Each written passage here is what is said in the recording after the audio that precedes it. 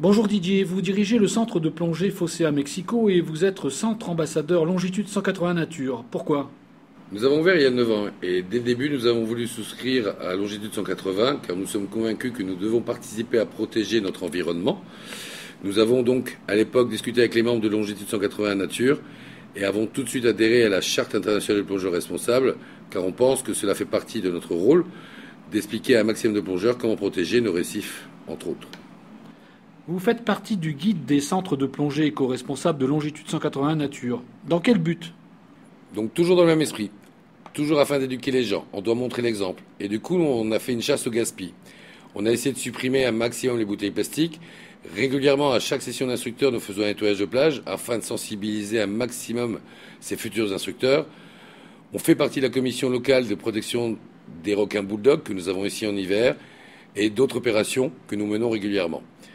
On doit tout faire pour protéger notre environnement car c'est grâce à lui que nous vivons et je pense que c'est avant tout à nous de le préserver, cette ressource, afin de la transmettre aux générations futures. Qu'est-ce qui vous a décidé à être l'un des partenaires de l'expédition Requin Blanc de Méditerranée alors que de plus vous exercez au Mexique? C'est vrai qu'on pourrait penser qu'on n'est pas concerné directement. Malgré tout, on a beaucoup aimé ce projet qui nous a été présenté lors du salon parce que je pense qu'il faut qu'on arrive à mieux connaître les requins. Cela permettra aussi d'expliquer aux gens ce qu'est un requin et comment il rentre dans la chaîne alimentaire. Plus on parlera de manière positive des requins et plus on participera à leur protection. Chaque fois qu'il y a un accident, ça fait la une des journaux et on montre toujours le requin comme un animal sans pitié. Je suis convaincu d'une chose, c'est que les requins sont indispensables à l'équilibre sous-marin. Ils ne doivent surtout pas disparaître et nous devons, nous également en tant que centre de plongée, même si nous ne sommes pas en Méditerranée et que nous sommes au Mexique, tout faire pour les protéger, les préserver et en parler d'une manière positive. Du coup, on pense que ce type d'action y contribue et on veut surtout éviter la question que pourraient un jour nous poser nos enfants, mais pourquoi vous n'avez rien fait avant? En ces temps de crise économique ressentie durement par certains centres de plongée, comment trouvez-vous les budgets pour soutenir ainsi l'expédition? C'est vrai que c'est la crise. C'est vrai qu'aujourd'hui, le monde du tourisme vit une crise et les gens partent un petit peu moins en vacances et autres. Malgré tout, dans un centre de plongée, on a des budgets communication et on a décidé d'orienter différemment ces budgets. On pense qu'aujourd'hui, c'est bien aussi d'être dans l'action et donc de participer et d'aider des associations type Longitude 181, d'aider ce type d'action par rapport aux grands requins blancs.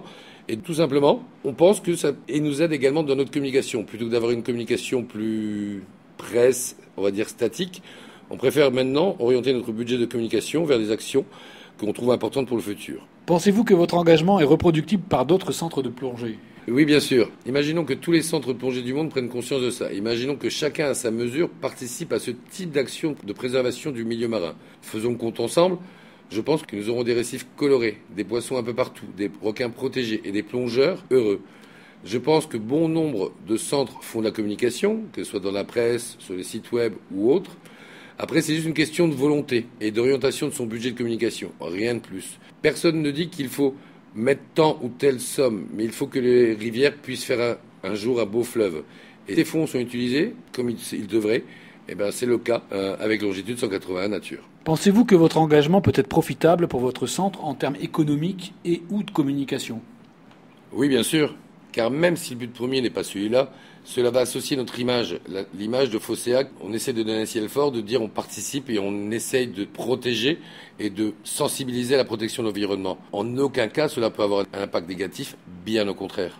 Pensez-vous en bref que même le simple fait d'adhérer à Longitude 181 rapporte quelque chose à votre structure malgré notre éloignement, à nous, Longitude 181, géographique, et le fait que nous ne passions pas systématiquement dans tous nos centres de façon physique, puisque nous n'en avons pas les moyens? Oui, car malgré l'éloignement, ça donne une dimension internationale à Longitude 180 Nature. Et ça permet également pour nous de diffuser la charte internationale du plongeur responsable à tous les plongeurs français ou d'autres nationalités. Nous profitons économiquement du milieu marin. Et donc juste de rendre une partie de ce que nous a fait gagner ce monde magique à la protection de celui-ci.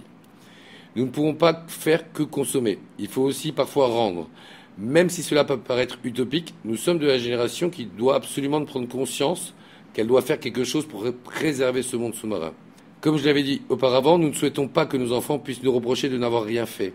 Tout n'est pas que fatalité. Beaucoup de choses dépendent de notre volonté à faire changer les choses. Il faut arrêter de dire on ne peut pas faire grand-chose je ne pourrai rien changer. Bien au contraire, je pense que c'est le moment.